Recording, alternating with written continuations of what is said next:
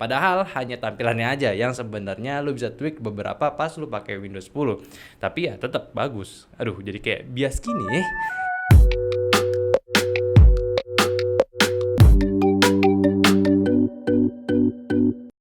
Halo semua, di Nyantai dengan gua Aldi. Kali ini gua mau bahas soal Windows 11. Gua udah pakai ini dari Insider Beta. Gua nggak ikut yang dev channel karena gua mesti main-main sama TPM-nya dan gua malas ngurus itu di laptop gua. Sekarang malah rame lagi karena di beberapa kondisi Windows 11 ini tuh malah nurunin performa PC kita. Ada yang masalah soal VBS-nya nyala atau virtualization base security nyala ya. Jadi performanya itu menurun dan bahkan ada berita juga yang pengguna CPU AMD bisa nurun 15% secara general. Gue udah nonton videonya si Jerotech yang compare Windows 10 sama Windows 11 VBS on dan VBS off juga. Cuma buat gue saat ini ya memang Windows 11 baru aja rilis dan jelas banget OS ini belum di fase yang stabil ataupun optimal. Tapi apakah kita harus bersabar nunggu sampai benar-benar optimal? Ya kalau gue sih no banget gitu. Karena abis gue hijrah ke Windows 11 yang awalnya cuma coba-coba aja gitu. Jujur sekarang gue udah males sama Windows 10. Walaupun perbedaan dari segi fitur barunya itu nggak sewah kayak lo lihat upgrade OS yang tiap tahunnya gitu ya, kayak si iPhone ataupun Android atau bahkan macOS sendiri gitu ya. Sedangkan si Windows udah bertahun-tahun dan sekalinya update major cuma kayak refresh tampilannya doang, nggak ada fitur baru yang jadi game changer. Cukup mengecewakan untuk hal itu, tapi di sisi lain Windows 11 ini masih mantep banget, bisa dinilai sebagai update baru di Windows 10-nya. Terus kan lo bilang di Instagram jangan update dulu, gimana tuh?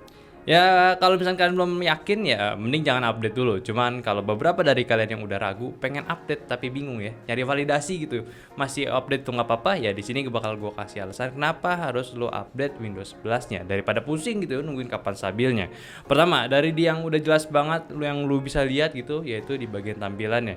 Sekarang lebih minimalis, lebih clean dan juga lebih modern. Berubah banyak dan simpelnya ngerubah mindset lu ketika lu lihat barang baru dan lebih bagus, otomatis lu ngerasa lebih fresh gitu otaknya. Padahal hanya tampilannya aja yang sebenarnya lu bisa tweak beberapa pas lu pakai Windows 10. Tapi ya tetap bagus. Aduh, jadi kayak bias gini. Sekarang mereka juga ngedesain rounded corner, nggak kaku. Terus di bagian taskbar app-nya di tengah semua. On point, nggak ada search bar yang basically nggak guna, nggak ada Cortana, dan nggak ada fitur yang baru which is itu super ganggu si news interest. Ya diubah sih jadi widget, tapi yang gue lebih suka di sini ketika kita buka start menu, mereka langsung nunjukin software yang udah gue pin daripada semua apps list yang gue punya itu which is kadang kelihatan berantakan. Di sisi kanan lebih dibuat grouping lagi kayak wifi, sound, dan baterai hanya satu klik aja dan lu dikasih quick panel kayak smartphone dan notifikasi panelnya pun juga ada. Jadi sangat efisien banget. Anyway, gue juga orangnya suka pakai multi monitor saat lagi kerja, kayak setup meja gue aja dan sekarang gue nggak tahu baru sadar aja atau enggak. Di second monitor gue bisa sembunyiin taskbarnya. Kalau di Windows 10 itu cuma kebagi aja mana main, mana second. Dan yang second itu nggak nunjukin full menu, cuma apps-nya dan nggak bisa disembunyiin taskbar ya. So kelihatan lebih clean lagi, dan untuk keperluan multitasking pun ngebagi layar atau nggak snapping layar di Windows 10 itu ribet banget kalau udah di bagian patahan main sama second monitornya. Sekarang dibuat lebih gampang lagi kalau gue mau snapping di area patahannya. So untuk sekarang aja kalian udah bisa nilai kan perbedaan kecil tapi cukup berdampak pada workflow kita. Ya at least workflow gue sih. Bahkan di sisi lain tentang kekurangannya pada Windows 11 ini sendiri, selama gue pakai itu nggak ada masalah sama sekali.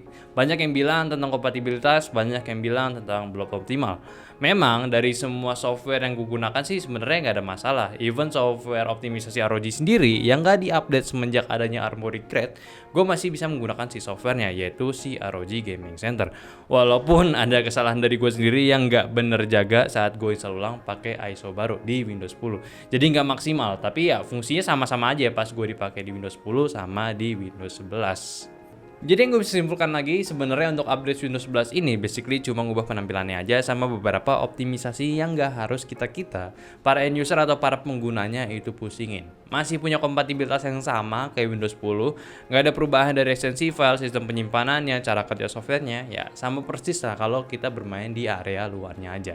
Dan pendapat gue juga tentang pengurangan performa dari Windows 11 sendiri, dan dari gue sih ya gue nggak merasakan secara langsung. Di game Code Warzone aja nggak ada masalah juga, cuma ya kalau kita bandingin atau nggak kita lihat sendiri video testingnya si Jerotech, memang ada perbedaan performanya yang mana bisa kita ambil kesimpulannya di mana OS ini tuh bagus Tapi kalian perlu make sure dulu nih, apakah workflow atau software yang lo sering pakai itu terkena dampaknya apa enggak. Jika iya, apakah separah itu? Ya kalian bisa testing sendiri. Ya kalian bisa balik lagi nih kalau kerasa gitu ya ke Windows 10 kalau nggak nyaman sama penurunan performanya. Tapi kalau lu ngerasa kayak gue pakai software ya cuma ya biasa aja, nggak aneh-aneh, cuma pakai buat browsing sama kerjaan tugas sekolah, ya mungkin waktunya lu update Windows lu sekarang. Rasain bedanya dan mungkin lu bisa juga nih kontenin pamer kalau lu udah ganti ke Windows 11. Asik gak tuh? So sekarang buat kalian yang masih bingung gimana sih cara update Windows 11, gue bakal kasih tahu cara update-nya. Pertama, cara biasa. Kalian bisa aja cek Windows Update di settings, dicek Windows 10-nya, kalian tuh udah terbaru atau belum. Kalau udah yang terbaru, harusnya sih udah mulai ada informasi apakah Windows 11-nya itu kompatibel atau enggak. Ya kalau misalkan udah kompatibel, ya langsung install aja.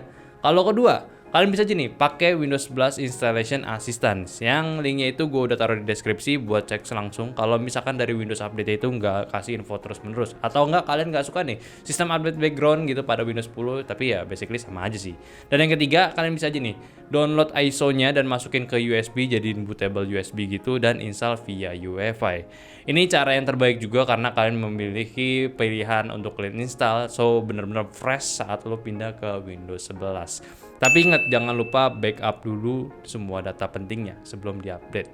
Oke, dan yang buat kalian nih yang belum hardware-nya kompatibel, yang belum kompatibel hardware-nya, better gue saranin sih jangan dulu, jangan dipaksain atau nggak pakai ISO-nya. Mungkin ini bakal memperkuat juga nih permasalahan kompatibilitas kalau lu paksa install. Jadi better sabar, tunggu walau udah optimal. Oke? Dan setelah installing sebetulnya ya biasa aja kayak habis install Windows 10. Kalian diminta untuk setting awal buat penyesuaian di penggunaan ke depannya. Ya sesimpel itu sih sebenarnya. So gimana menurut kalian? Apakah konten ini bermanfaat? Coba aja kasih pendapatnya dan mungkin itu aja video kita. Jangan lupa untuk tonton video nyantai selanjutnya di tiap hari Rabu dan hari Jumat untuk konten menarik lainnya. Dan hari Minggu itu adalah konten spesial ngobrol bareng teman-teman di Discord. So make sure subscribe aja dulu ke channel ini kalau kalian penasaran konten selanjutnya itu apa. Like videonya kalau kalian suka dan jangan lupa untuk aktifin notifikasinya biar mendapatkan info terbaru juga. Dan jangan lupa untuk follow sosial media kita di Instagram di Nyandoteh dan join juga Discord kita yang linknya itu ada di deskripsi. Yaudah, itu aja videonya. Di sini ada gua Aldi. Sampai jumpa di video selanjutnya. Bye bye.